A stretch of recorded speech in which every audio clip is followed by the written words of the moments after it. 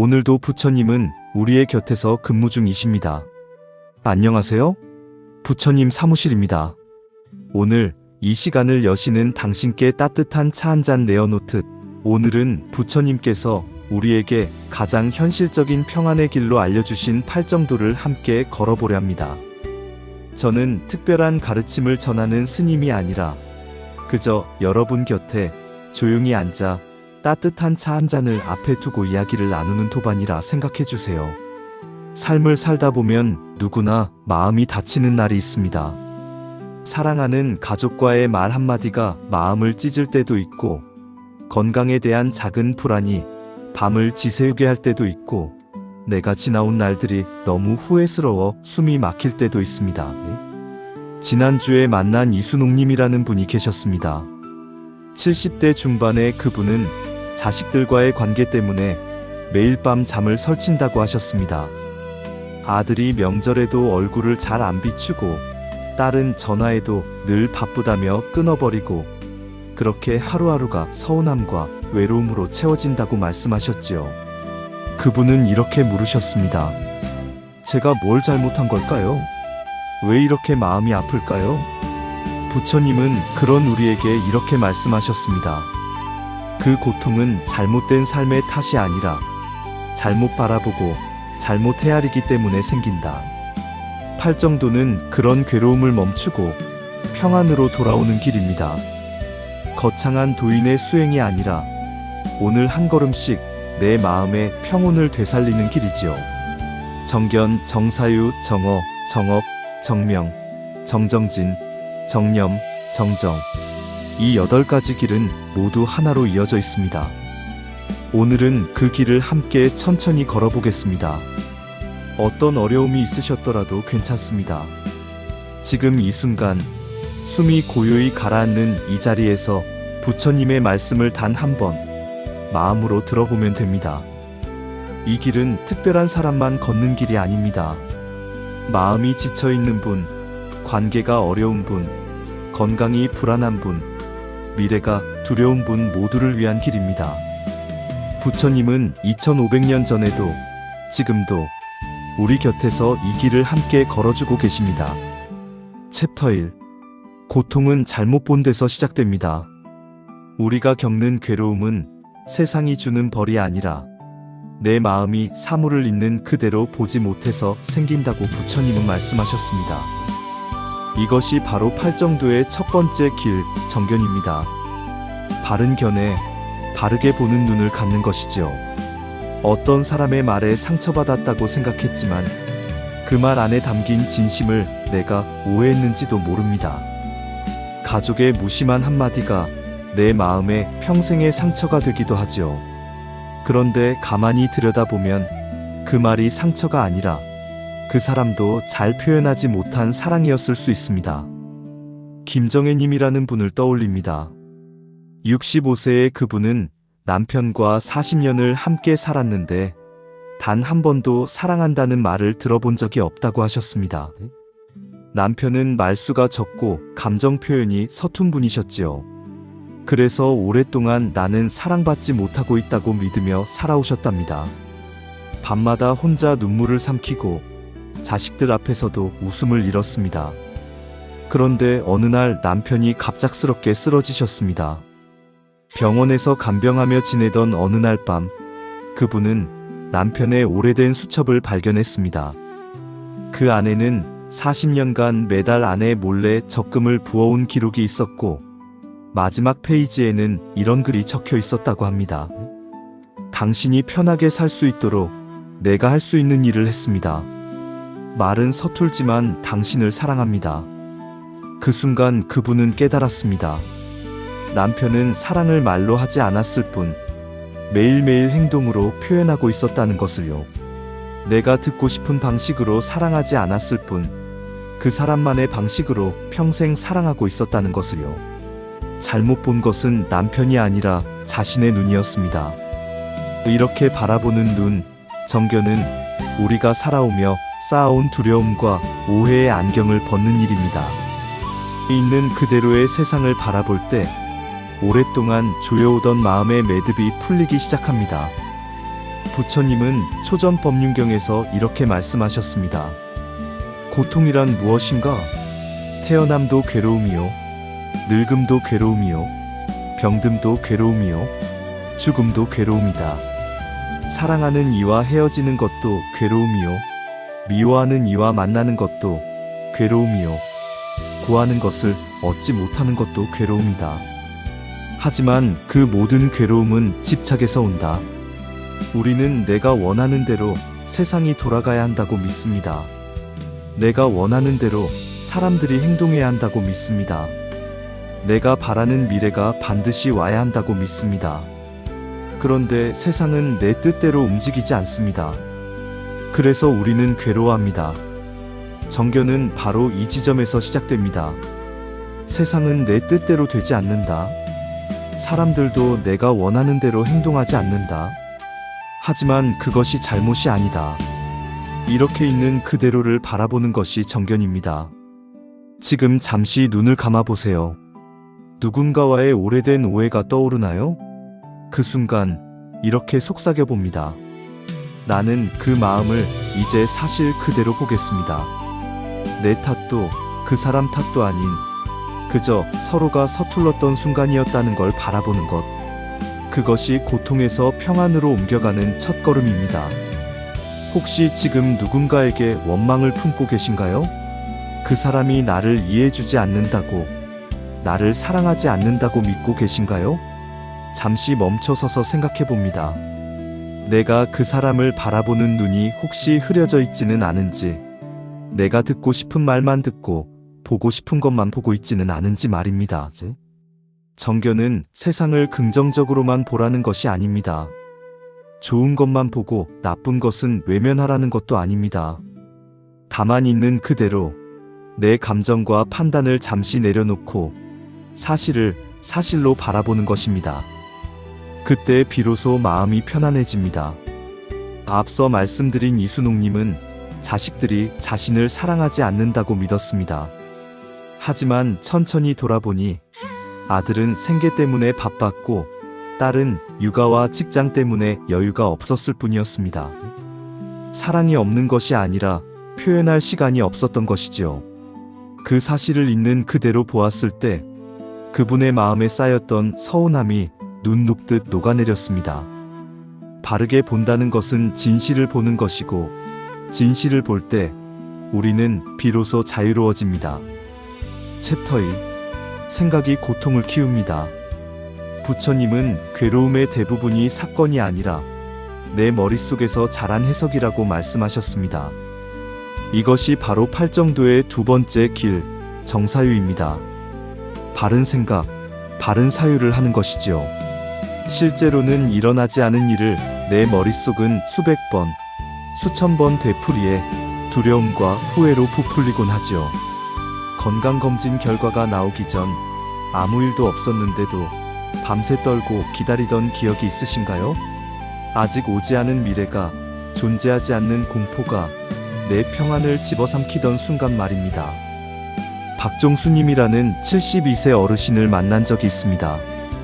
그분은 가벼운 기침이 2주 정도 계속되자 암이 아닐까 두려워하셨습니다. 병원에 가기도 전에 이미 머릿속에서는 폐암 진단을 받고 항암 치료를 받고 결국 세상을 떠나는 모습까지 그려졌다고 합니다. 밤마다 불안에 떨며 유언장까지 작성하셨다고 하더군요. 결국 병원에 가서 검사를 받았습니다. 결과는 단순한 기관지염이었습니다. 약을 일주일만 먹으면 나을 병이었지요. 하지만 그 2주 동안 그분은 이미 수십 번 죽음을 경험했고 가족들과 이별했고 세상에 대한 모든 희망을 잃었습니다. 실제로는 아무 일도 일어나지 않았는데 말입니다. 정사유, 바른 생각은 그 모든 불안을 지금 일어나지 않은 일로 바라보는 일입니다. 부처님은 법구경에서 이렇게 말씀하셨습니다. 모든 것은 마음이 만들어낸다. 마음이 모든 것의 주인이며 마음이 모든 것을 만든다.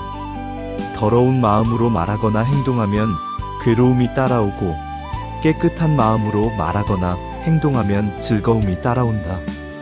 우리 머릿속에는 하루에 6만 개가 넘는 생각이 떠오른다고 합니다. 그중 대부분은 부정적이고 반복적인 생각이라고 하지요. 나는 왜 이럴까? 왜 나만 이런 일이? 앞으로 어떻게 되는 거지 같은 생각들이 끊임없이 떠오릅니다. 그런데 가만히 들여다보면 그 생각들의 대부분은 현실이 아닙니다. 과거에 대한 후회이거나 미래에 대한 걱정일 뿐이지요. 지금 이 순간 내 눈앞에 실제로 존재하는 것은 아닙니다. 지금 조용히 숨을 들이쉬고 내쉬며 이 말 한 구절을 마음 깊이 새겨봅니다. 내가 두려워하는 일은 대부분 현실이 아니다. 단지 상상, 단지 생각, 단지 그림자. 그 그림자를 실제 괴물로 착각해 내 마음을 괴롭혔던 지난 시간을 오늘 이 자리에서 놓아드려도 좋습니다. 정사유는 생각을 멈추라는 것이 아닙니다. 생각하지 말라는 것도 아닙니다.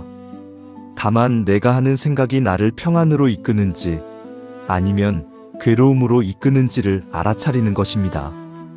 그리고 괴로움으로 이끄는 생각이라면 그것을 놓아주는 것입니다. 최영희님이라는 68세 어르신은 남편을 여의고 10년을 혼자 사셨습니다. 그런데 그 10년 동안 단 하루도 편안한 날이 없었다고 하셨습니다.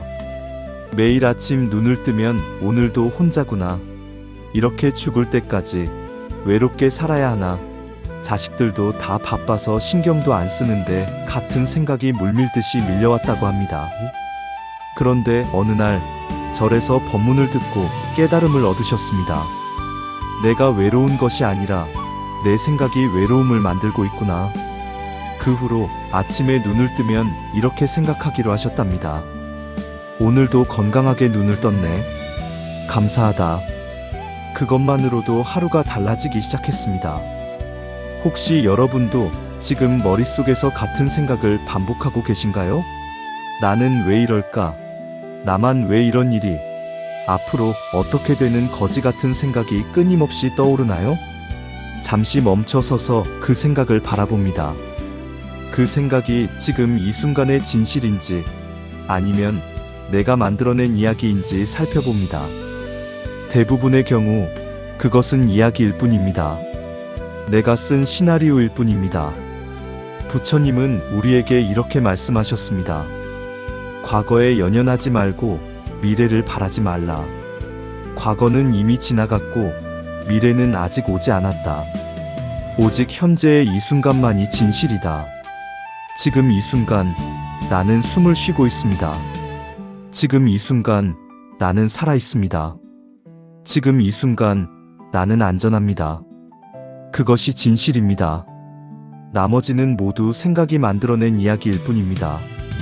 정사유는 그 이야기에서 벗어나 지금 이 순간의 진실로 돌아오는 것입니다. 그때 비로소 마음이 고요해지고 평안이 찾아옵니다. 챕터 3. 말은 상처도 기적도 만듭니다. 가족과 나눈 한마디가 평생 풀리지 않는 매듭이 되기도 합니다. 또 반대로 그 한마디가 눈물나게 따뜻한 위로가 되기도 하지요. 이것이 바로 팔정도의 세 번째 길, 정어입니다. 바른 말을 하는 것이지요. 부처님은 말은 업을 만든다라고 하셨습니다. 말은 단순한 소리가 아니라 그 사람의 마음과 나의 마음을 연결하는 다리이기 때문입니다. 그 다리가 튼튼하면 관계가 단단해지고 그 다리가 부서지면 관계도 무너집니다.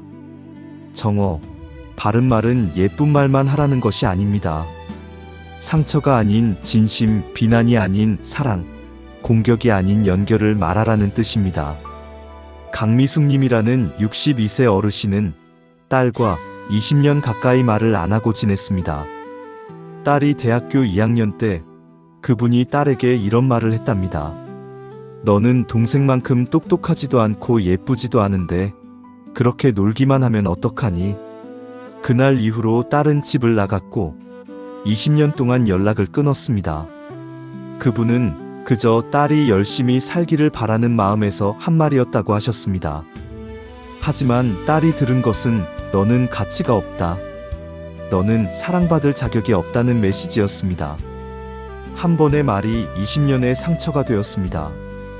그분은 몇 년 전 암 진단을 받고 나서야 딸에게 편지를 썼습니다. 그때 엄마가 한 말이 얼마나 내 마음에 상처가 되었을지 이제 알겠다. 용서해다오. 엄마는 네가 그저 행복하기를 바랐을 뿐이야. 그 편지를 받고 딸이 20년 만에 집에 왔습니다. 두 사람은 울며 껴안았고 그날부터 다시 관계를 회복해가고 있습니다. 부처님은 화살경에서 이렇게 말씀하셨습니다. 거친 말은 사람을 해친다. 부드러운 말은 사람을 낫게 한다. 말은 화살과 같아서 한번 날아가면 돌이킬 수 없다. 우리는 가까운 사람에게 더 함부로 말합니다. 가족이니까, 친구니까 이해해 줄 거라고 믿습니다. 하지만 가까운 사람에게 던진 말일수록 더 깊이 박힙니다. 더 오래 아픕니다. 지금 마음속에 떠오르는 사람이 있나요? 혹은 말하지 못해 가슴에 걸린 말이 있나요? 괜찮아요. 고마워요. 그때 참 힘들었지요. 이 세 마디만으로도 우리는 이미 관계를 치유하는 길에 들어섭니다. 말을 선택하는 순간 우리는 세상을 조금 더 부드럽게 만드는 존재가 됩니다. 이철수님이라는 76세 어르신은 아들과 사이가 좋지 않았습니다.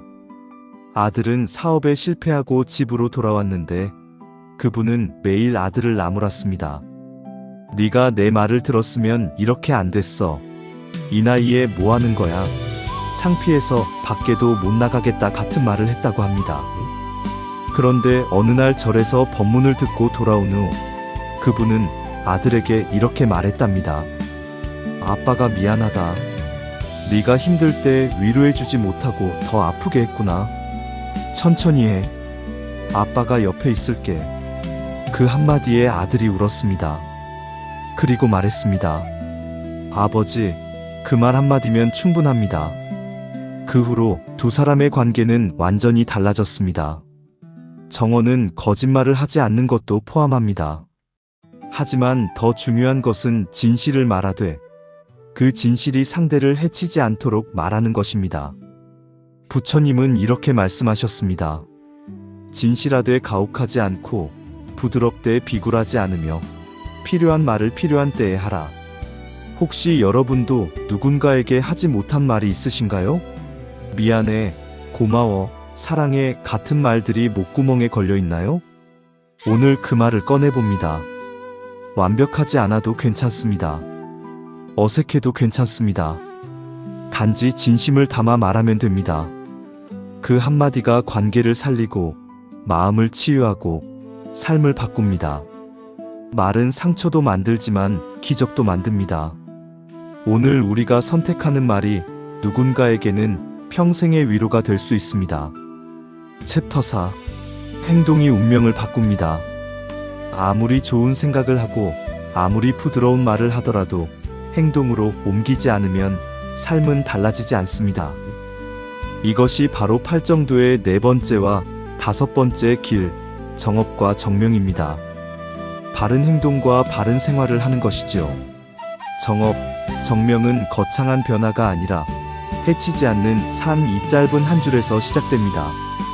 어떤 직업을 선택하고 어떤 돈을 벌며 어떤 방식으로 사람과 관계를 맺는지 그 모든 순간이 수행이 됩니다. 윤상철님이라는 70세 어르신은 평생 작은 식당을 운영하셨습니다. 그분은 절대 재료를 속이지 않았고 손님이 적어도 정직하게 장사를 하셨습니다. 주변 사람들은 그렇게 하면 돈을 못 번다고 했지만 그분은 내가 번 돈이 누군가를 속인 돈이라면 그 돈으로 밥을 먹을 수가 없다고 하셨습니다. 50년을 그렇게 사셨는데 가게는 항상 손님으로 가득했고 자식들도 모두 건강하게 자랐습니다. 그분은 이렇게 말씀하셨습니다. 내가 특별히 잘해서가 아니라 그저 사람을 해치지 않으려고 노력했을 뿐입니다. 그것만으로도 삶이 평안했습니다. 부처님은 오계를 통해 우리에게 바른 행동을 가르쳐 주셨습니다. 살생하지 말 것, 도둑질하지 말 것, 사음하지 말 것, 거짓말하지 말 것, 술을 마시지 말 것. 이 5가지는 단순히 규율이 아니라 해치지 않는 삶을 위한 지침입니다. 살생하지 말라는 것은 사람뿐 아니라 모든 생명을 존중하라는 뜻입니다. 도둑질하지 말라는 것은 남의 것을 탐하지 말라는 뜻입니다.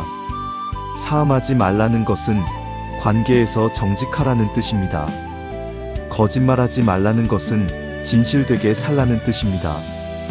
술을 마시지 말라는 것은 정신을 맑게 유지하라는 뜻입니다. 이 모든 것은 결국 하나로 귀결됩니다. 나의 행동이 나와 남을 해치지 않도록 하라. 누군가를 속이지 않으려고 한 노력, 내 이익보다 진실을 선택하려는 마음, 그 모든 작은 행동이 내 평생을 평안한 쪽으로 기울게 합니다. 정명은 바른 생활, 바른 직업을 뜻합니다. 부처님은 사람을 해치는 직업, 생명을 해치는 직업, 거짓으로 이익을 얻는 직업을 멀리하라고 하셨습니다. 대신 정직하고 떳떳한 방법으로 생계를 유지하라고 하셨지요. 김순자님이라는 67세 어르신은 평생 청소 일을 하셨습니다. 주변 사람들은 그런 일은 천한 일이라고 했지만 그분은 내가 청소를 하면 사람들이 깨끗한 곳에서 일할 수 있다. 이것도 중요한 일이라고 생각하셨습니다. 매일 새벽 4시에 일어나 청소를 하고 저녁에는 절에 가서 기도를 하셨습니다. 그렇게 50년을 사신 그분은 지금 손자들에게 이렇게 말씀하신답니다. 할머니는 평생 떳떳하게 살았어. 누구에게도 손 벌리지 않았고 누구도 해치지 않았지. 그것만으로도 행복해. 착하게가 아니라 해치지 않게, 그것이 부처님께서 말씀하신 바른 삶입니다. 혹시 여러분은 지금 하고 있는 일이 떳떳한가요? 내가 버는 돈이 정직한가요? 내가 맺는 관계가 진실한가요? 오늘 단 한 행동이라도 누군가에게 기댈 수 있는 다리가 되어 봅시다. 작은 선행이라도 괜찮습니다.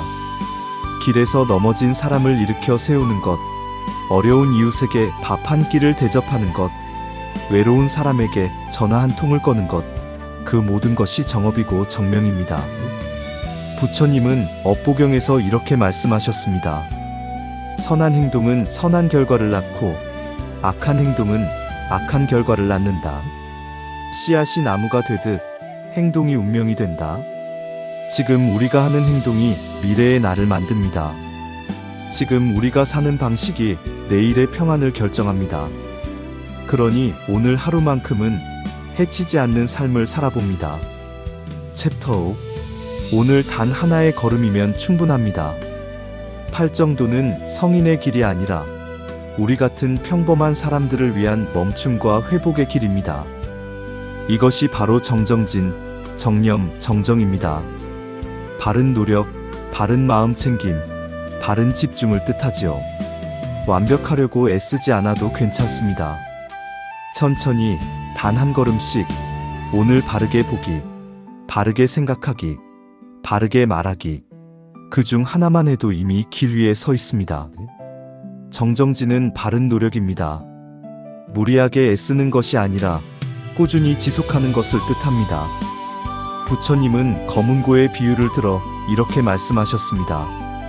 검은고 줄이 너무 팽팽하면 끊어지고 너무 느슨하면 소리가 나지 않는다.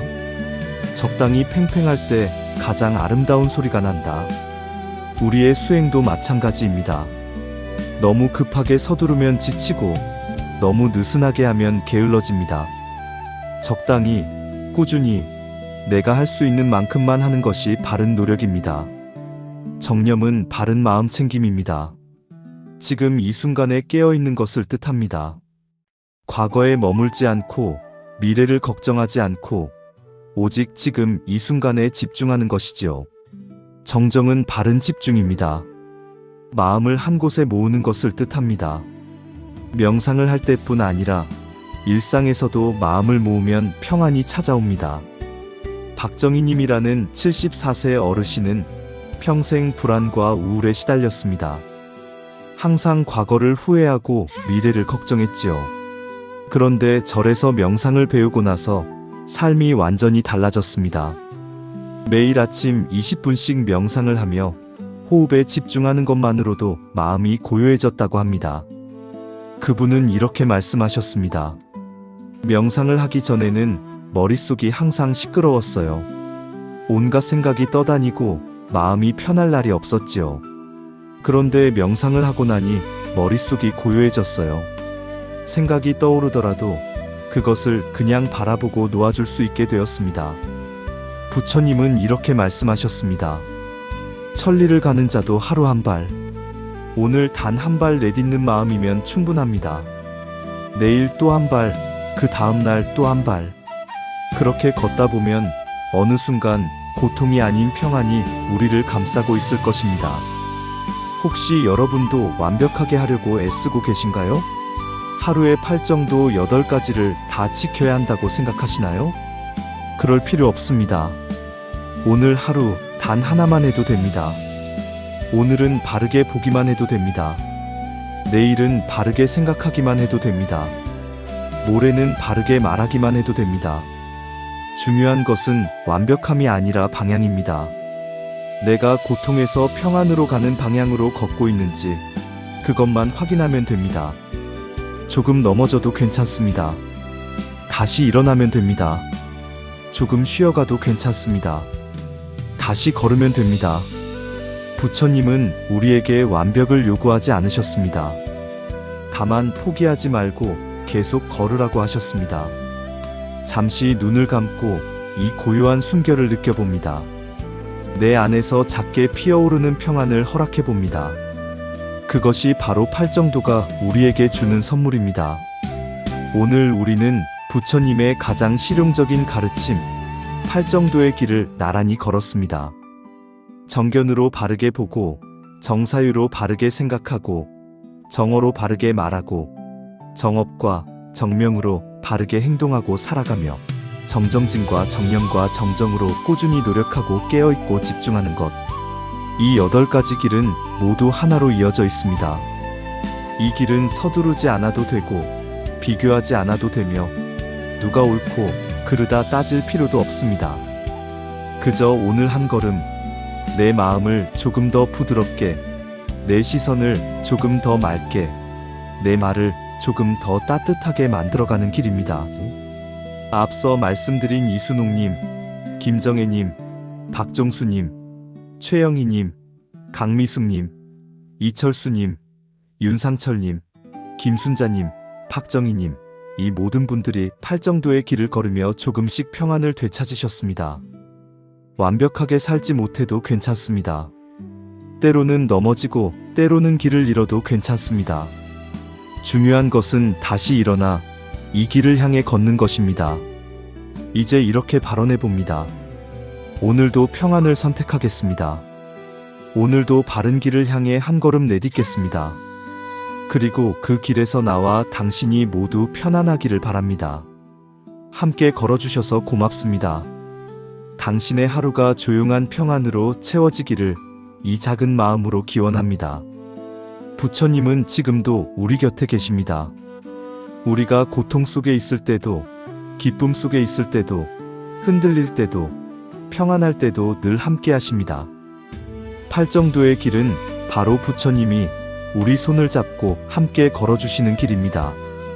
오늘도 부처님은 우리의 곁에서 근무 중이십니다.